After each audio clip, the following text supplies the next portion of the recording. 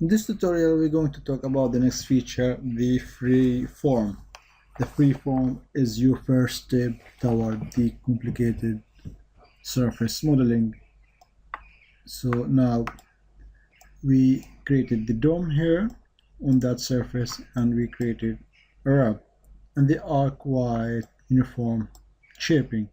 But what if you want to create your own shaping to the surface with some kind of curves, bubbles, or whatever? So let's try to do this on that face by using the FreeForm tool. Go to the Insert, Feature, FreeForm.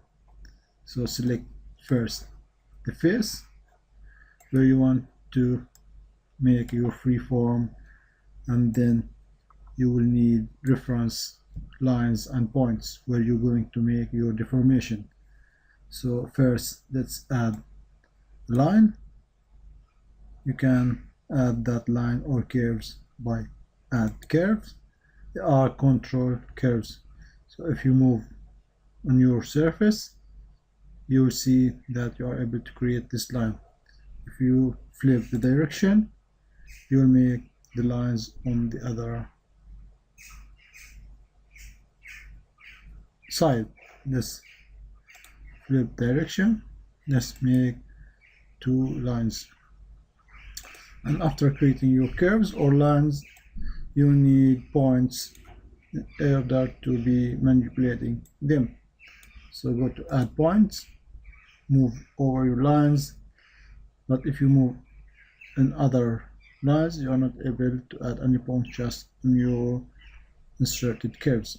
So let's add a point here, 1 point here, and let's add 1 point here.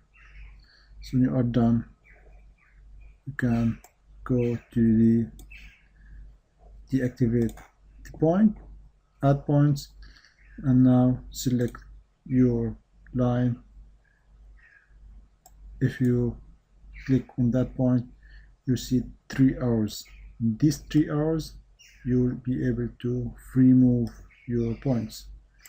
So here you make a deformation that side or on that side, or make it upward. So here we have your free deformation. Now let's move to the next point, and by the same way you can make that deformation.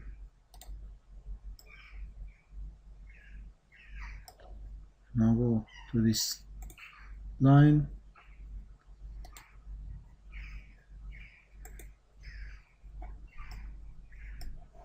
so be sure that you are deactivating there, and you are able to show the coordinating or controlling lines. So we got a mess here, so we need some practicing to get